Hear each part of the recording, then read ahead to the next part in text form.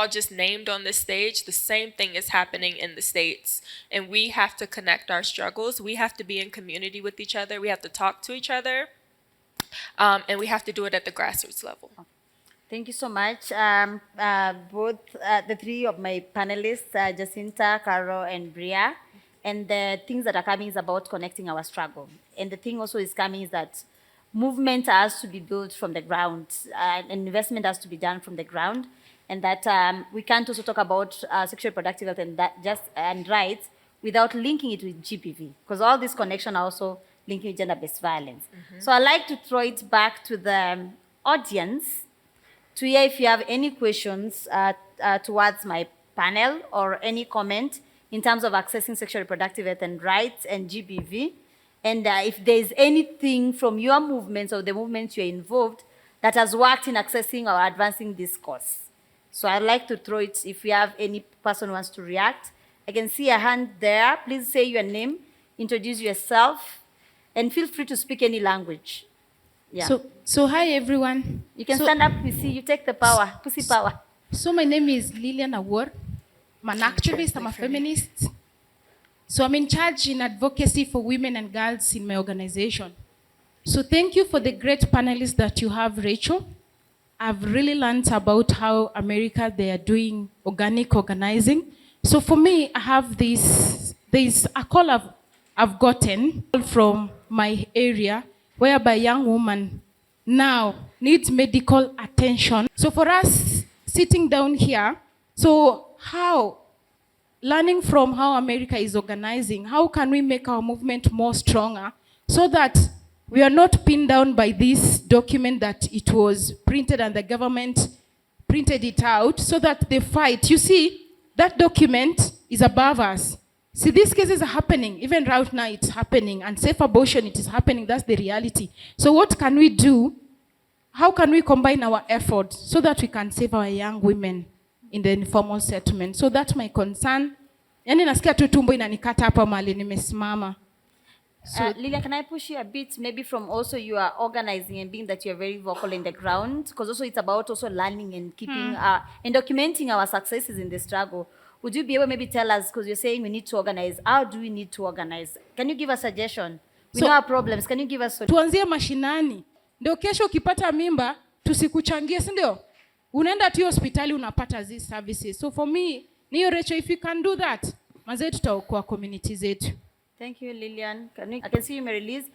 I will definitely take a minute. And my question is simple.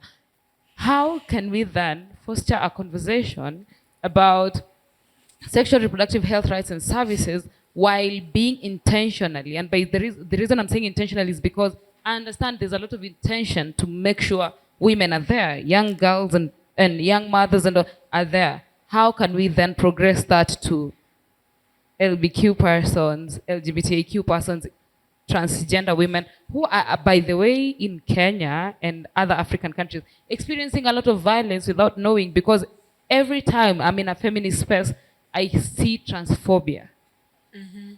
Before I see everything else, I see transphobia first, and then I see biphobia, and then I see, queerphobia, and then I see non-binary phobia, all types of phobia of people invalidating your existence just because they feel like you need to explain who you are.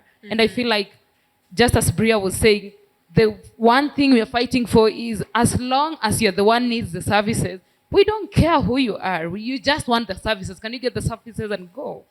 But how can queer people get those services without having to explain their existence as queer people? Thank you. Thank you. Liz. I can see how many hands have been? How many? 2? So you and then the last one. Okay. Zilpa. I come from a point of understanding that for these policies to be documented, there are some law agencies or some members of parliament that we elected that sat down and approved it, right? So why don't we bring women leaders on board so that they can help us push for the policies? I think that will work best for feminists. Thank you so much. Next. I think this one in the front. Yeah, she's also on the list. Okay. I'm Terry Gaudensia, and my question is going to Lisa, if I'm not wrong. So you say that a black woman in USA, she's not safe when she's pregnant, and also you've said when a black woman is in the US, she cannot be able to access reproductive health. She can't be able to get the contraceptives because they are expensive, and yet USA are the ones funding the contraceptive in Africa. So can you elaborate to me as to why they are funding the contraceptive in Africa, and yet if I'm in a USA, I can't access kindly? I think. Can you wait? Maybe we take the question and then we'll come to respond. Okay, If you don't mind. let me forget. Okay. Thank you. Agneta? Hello, everyone. My name is Agneta Asitwa, a filmmaker by profession, an activist, and also a feminist. My question goes to our beautiful representative for the KESWA. I like what you're doing, and when you were opening the 16 days of activism campaign, I saw you were well represented, and I was wondering, has the government finally recognized your work? And moving forward, now you've talked about documentation, and I'm thinking progressively speaking, in terms of documentation of your work, not only in Nairobi, how are we moving forward in terms of even going across the grassroots level? Are you being recognized there? Because the county government of Nairobi included you in their activity the other day. Is it the same at the grassroots levels? Thank you. There's the last person there, Adus, and then my panel, be prepared. Hi. Okay, my question is going to you again. I want to ask about the LGBT in ghetto, because as LGBT, we do suffer because men, they don't understand us. They don't understand us totally. So we are being GBV'd in ghetto area because we are lesbians, you know.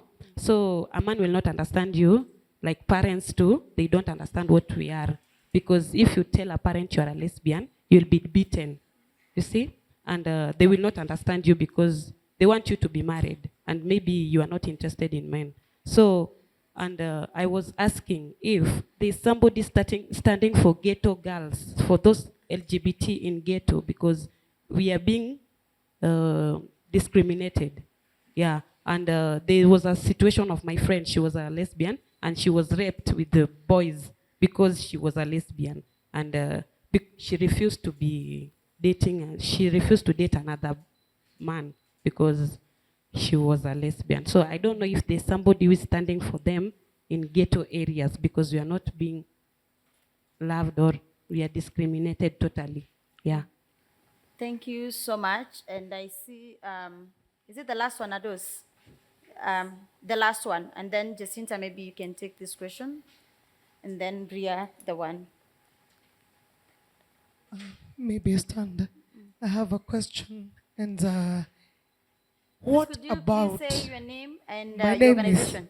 My name is Faith Mwangi. I come from KPL, Kenya Peasants League. Now, as a champion for the children and the youth, which I've worked for like 10 years, I want to ask a question. What if we pick this topic about our sexuality, our bodies, who we are, with the children? Because if we start explaining to them about who they are and their bodies, they will be more pronounced later in life when they're youth, or when they are mothers and their fathers, or whatever they go, whichever direction they choose, they'll be able to stand and face the world as it is. But right now, we get a girl who is even confused whether she's pregnant or not, whether she can abort or not. She doesn't have that situation where she can decide for herself.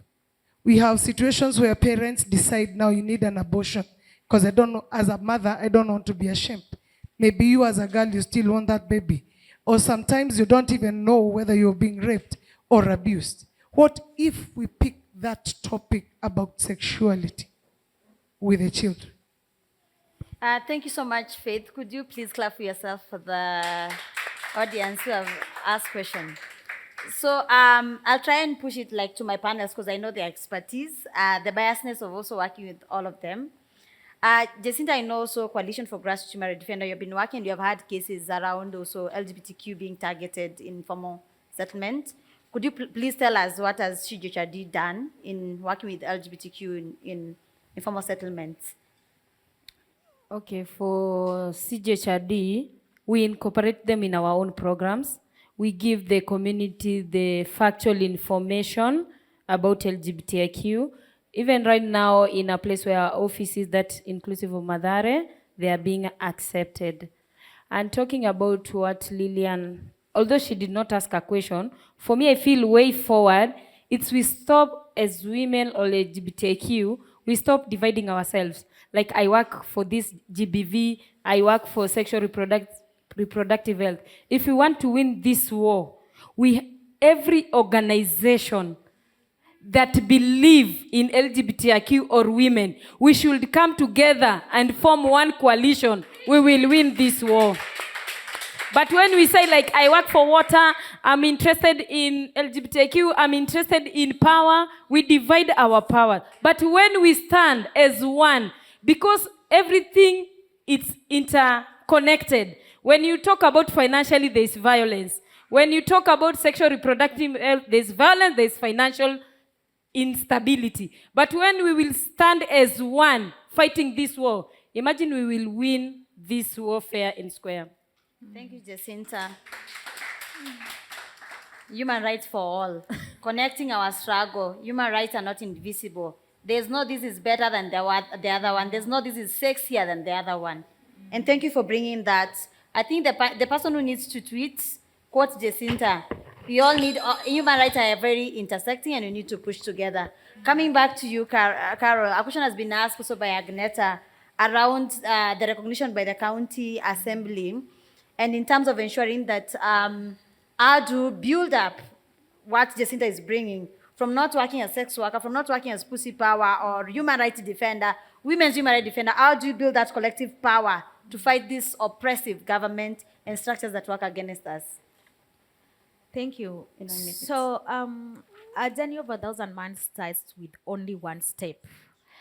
The movement started working in a very hostile environment where nobody cared when we started saying that we demand for sex workers' rights. So nobody cared, what rights do you have? At that point, the sex workers did not even understand what right do we demand for. It is because we only knew there were rights that were being deprived, but we wanted those rights. So we came together as the sex workers, and the first thing we did was a needs assessment in the country, in our devolved structure. Through the needs assessment, we saw there was need for a sex workers movement organizing where we encourage sex workers from their different counties, because you in Busia, you know what you're going through as a sex worker and how it affects you. Organize in your own way at Busia County, because you are the only people who can articulate your advocacy issues. The next step is the connecting with other stakeholders within the county. What is it being done to the other human rights organizations that are within your county? There are women-led organizations that existed for so many years, but were not speaking about the gender-based violence that the sex workers were facing. But they're still working and addressing the GBV. How then do we as sex workers find ourselves in the space? It is the consistency, the perseverance, working through stigmatizing words, because these spaces you come in and you feel like leaving that space, you are already mentally disturbed. Nobody cares what you go through. People will call you names. They don't care. So we did a lot of work around ensuring that we engage people first to stop the stigmatization, especially when it comes to wording, because that is the area that we realized that was tormenting sex workers. When you call me a prostitute, I'm not a prostitute. A prostitute is someone who has sex for free. And I am having sex for money. That makes me a sex worker. So we start from a point where we started creating awareness to the communities. From there, we had the county health management teams. Then, from the county health management teams, we have the advocacy bit. Then we constituted the advocacy committees. In the advocacy committee, bring everybody on board. We need the police, we need the religious leaders, we need the commissioners of the county, we need the sex workers and other stakeholders who are like-minded, working with us. The friends of sex workers.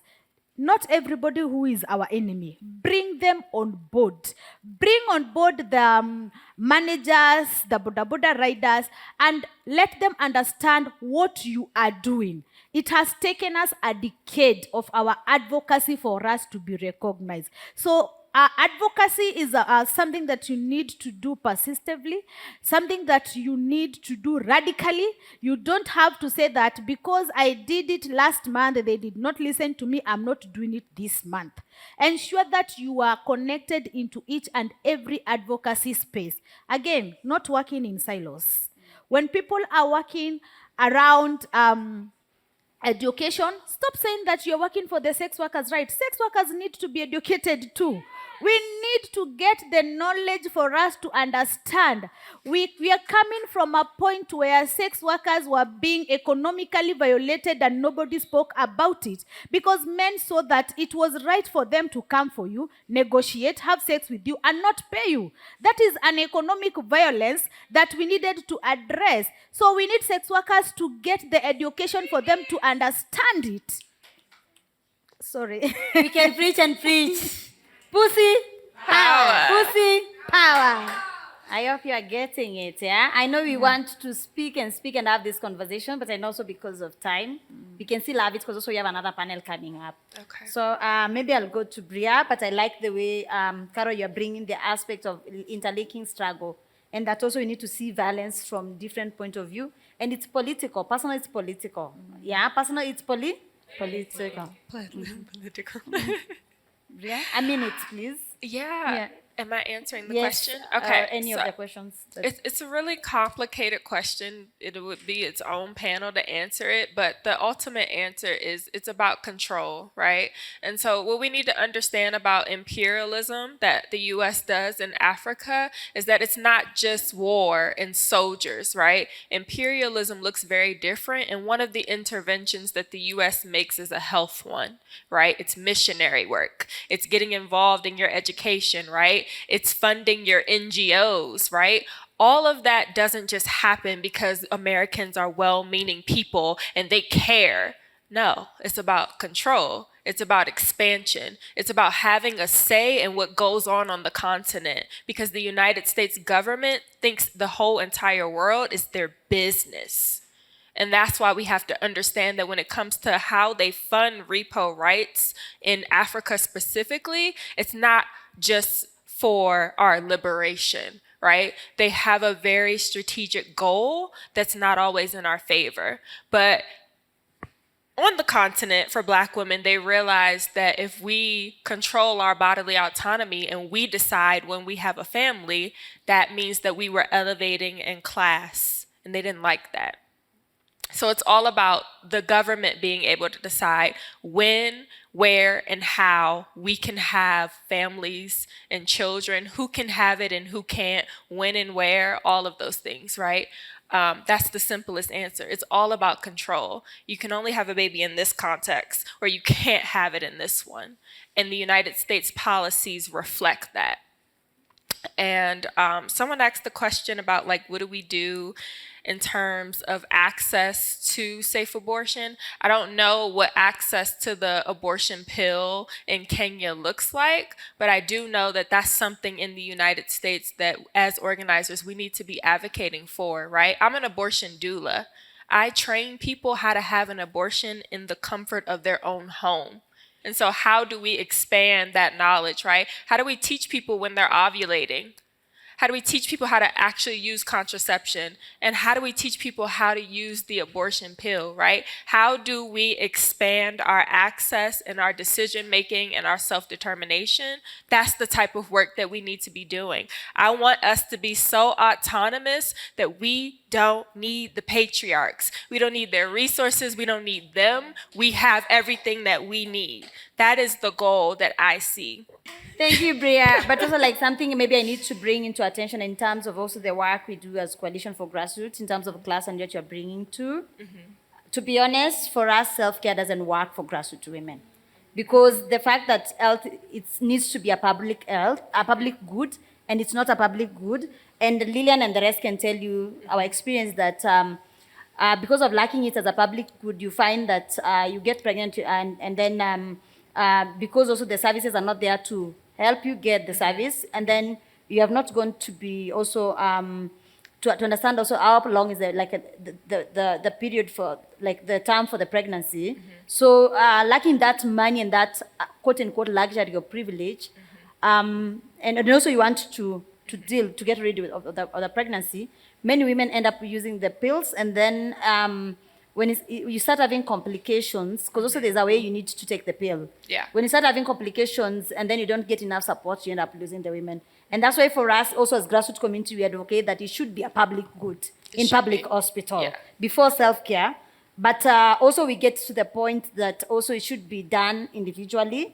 But where we come from for grassroots women, they can tell you, we are advocating to be a public good first before we start doing it the self-care way.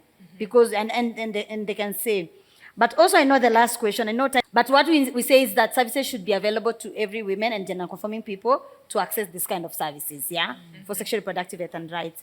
But I know also we have been working on GBV cases, all of us in this space, where I know also CGHRD and also Slim and the team leading in terms of the localization agenda of the resources and funding. And everybody in this team was saying, hey, we deserve funding, we deserve funding. Decolonize funding. Funding is meant for high-end NGO, not grassroots NGO.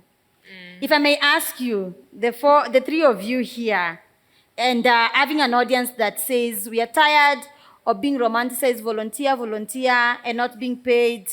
We are tired of romanticizing poverty activism. We are tired of romanticizing feminists based on not respecting young feminist labor and staff time and well-being, and at the same time, healing process. We are from talking healing. What does healing look for grassroots activists when you don't have even money to pay rent, example? What does healing look for a grassroots organizer, or even not having money to see that gynecologist who is also being privatized in Kenya, when also matters of sexual reproductive health and rights is not in there, even NHIF.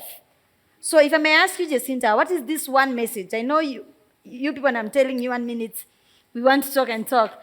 What is this one message that you want to tell donors to do and not to do when it comes to funding grassroots organizer? If they are coming in as equal partner, what is that one message you want to tell them?